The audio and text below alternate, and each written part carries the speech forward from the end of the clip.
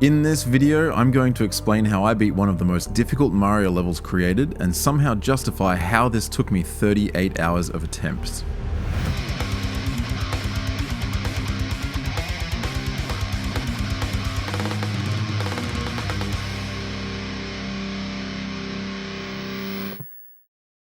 Yep, you heard that right. This level took me 38 hours to beat, but I have a really good explanation for that which I'll go into a bit later.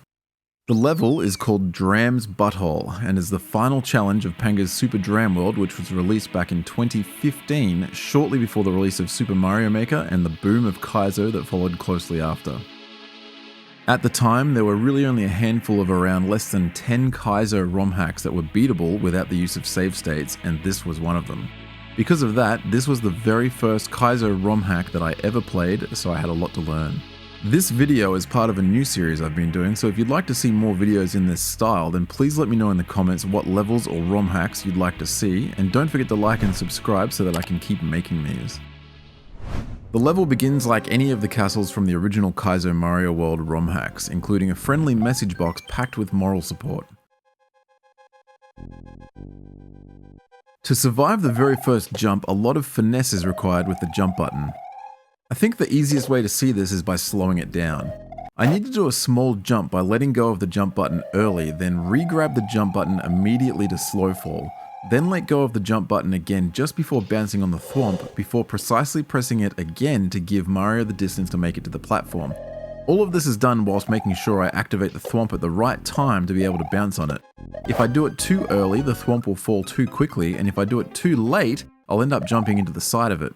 On top of that, if I land on the thwomp too late, there's two friendly helper blocks that will let me have another attempt, by dying. The on-off switches in this level control the lava and ceiling spikes by pushing them back up. Once they come down, they stay down, and I'm dead. There's just enough time to do about 5 bounces on this saw before I can land on this throw block.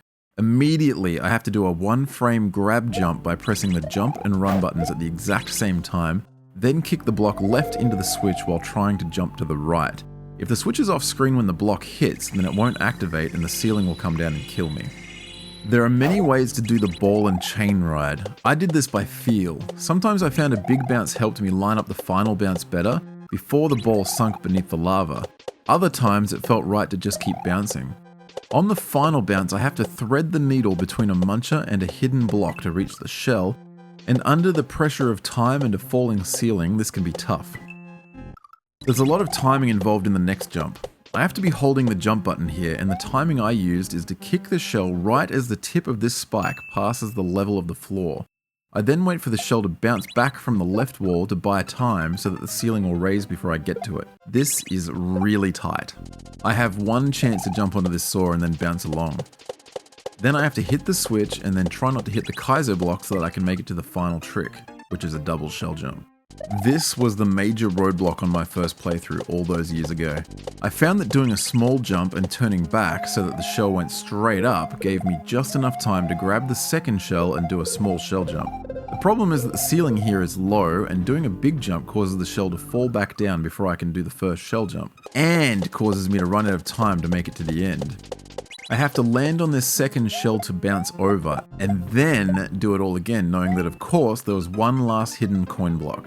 Thanks for that one, Panga. Despite dodging the final Kaizo block, it's also very easy to die trying to make it into the door, but if you don't, it looks like this. That's it. That's the hardest part of the game. Done. All that's left is a short boss that can be done safely by just taking my time, but that's it. Why did it take me 38 hours to beat? Well, it was my first ever Kaizo ROM hack and I didn't have the grasp on the mechanics and physics as well as I do now, so I toughed it out the hard way. Could I have just save stated to practice the trouble areas? Of course, but the grind of a difficult level like this is one of the best ways to improve as a player. Plus, I had too much pride to let that happen. The funny thing about this level was that after spending 38 hours beating this, I went back the next day and I did a rough speedrun of the hack and beat this level on my second try. But that wouldn't have happened without going through the grind and mental game of beating the level without save states.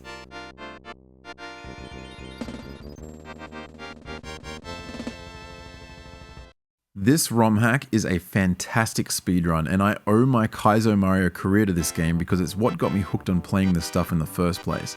If you haven't watched it yet, I'd highly recommend taking a look at the Kaizo relay race I took part in at Games Done Quick in 2019, because that was one of the highest points that this game led my journey. One Tileman trying to win this again, up 3-1 right now. Just goes in there. He needs it. Oh, there's another Here we go. Oh my.